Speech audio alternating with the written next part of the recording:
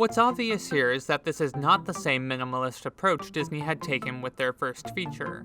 While Snow White took place in a nondescript kingdom seemingly populated by only 3 people, Pinocchio is set in the heart of Italy and suggests rich inner lives for the residents of each new location. And where Snow White's characters were named after their personality traits, or their skin color, or just had no names at all, here we get characters like J. Worthington Foulfellow, known to his friends as Honest John. There's overlapping dialogue, modern, irreverent humor, and an ever-present realism even in the film's least realistic scenes.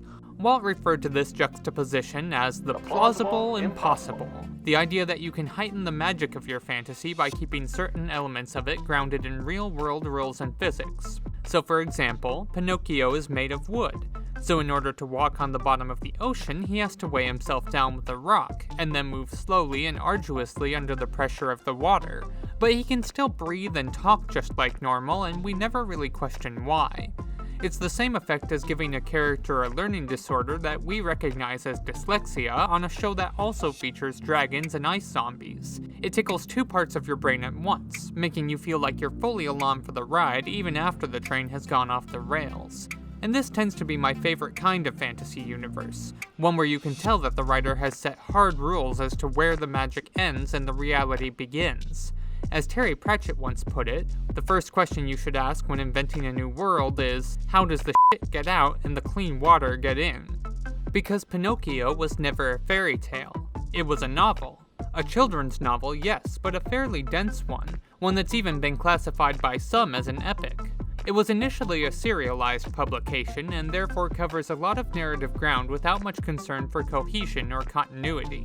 Disney's version crams in as much of the book as it can fit, and each individual detail is excellent, but the story does suffer somewhat as a result. Had they retitled the film The Adventures of Pinocchio, they might have prepared us for the more episodic structure, like they did with Winnie the Pooh decades later. But as it is, there are scene transitions so out of left field that they're almost laughable. He went looking for you, and he was swallowed by a whale. Swallowed by a whale? Yeah, a whale?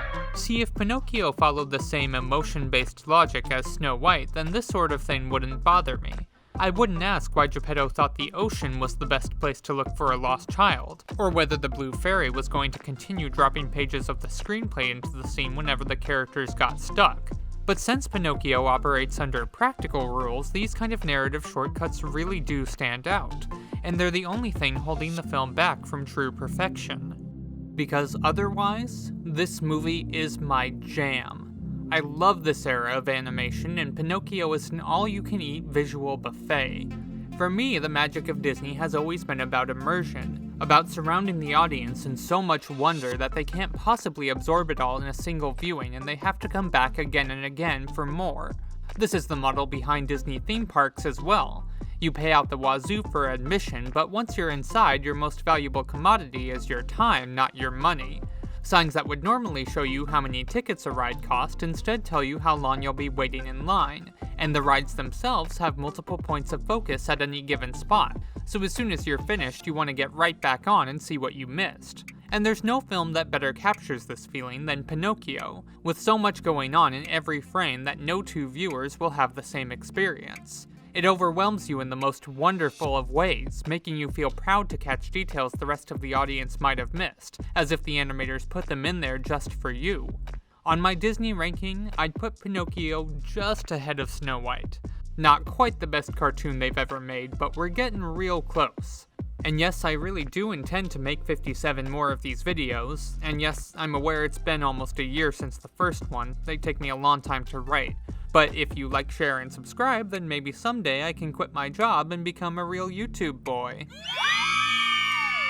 But Pinocchio truly is a masterpiece, and while there were other films to come that would surpass it on an emotional level, in terms of pure craftsmanship it remains the brightest jewel in the Disney crown. So to be honest, I don't really mind it rushing through a story beat or two if it means we can get to the next scene that much quicker.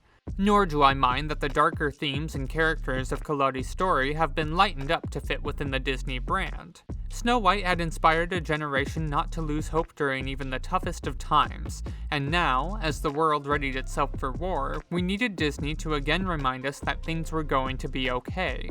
So it was inevitable that Collodi's chilling tale would be reshaped to fill this function, that our hero would again stand as a model of American bravery and fortitude, and that he, like Snow White before him, would deliver the message the country most needed to hear. Wish hard enough, and eventually your dreams will come true.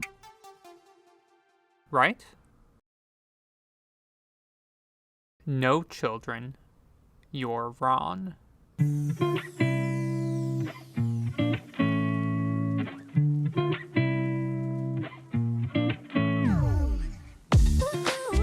See, there's a problem with this reading of the film, one that's apparent from the moment the lights come up on Jiminy Cricket singing his signature tune. That song, which would become the most iconic piece of music that Disney ever produced, earned them their first competitive Oscar for a feature film, and serve as a thesis statement for all subsequent media to bear their name, is being used ironically here. In fact, all of the songs in Pinocchio have a twisted sense of irony to them. I've Got No Strings on Me comes at a moment when our hero has just fallen into captivity. An Actor's Life for Me is sung by a character who is already an actor, earning his keep by hoodwinking little boys out of their freedom.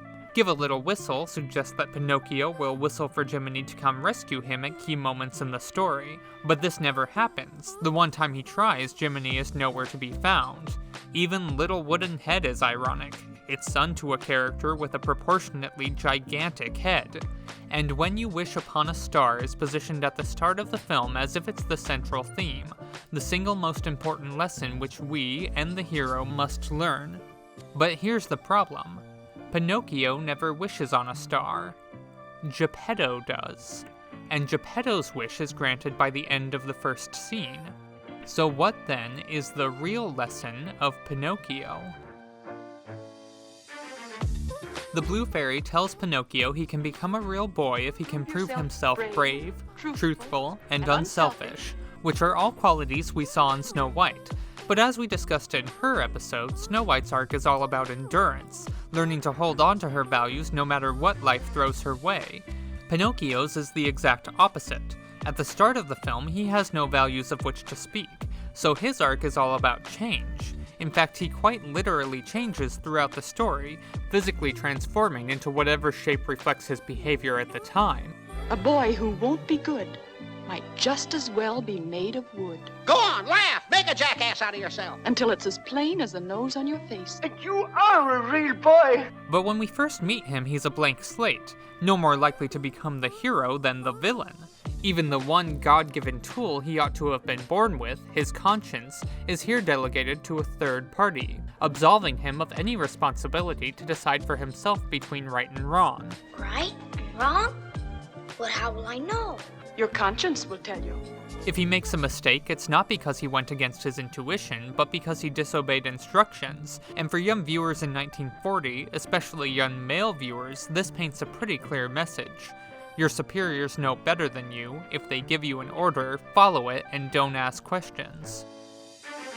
And it's into this world that Pinocchio makes his first steps, not as the bratty troublemaker of Collodi's story, but as an earnest do-gooder, whose only crime is the blind faith he puts in his fellow man.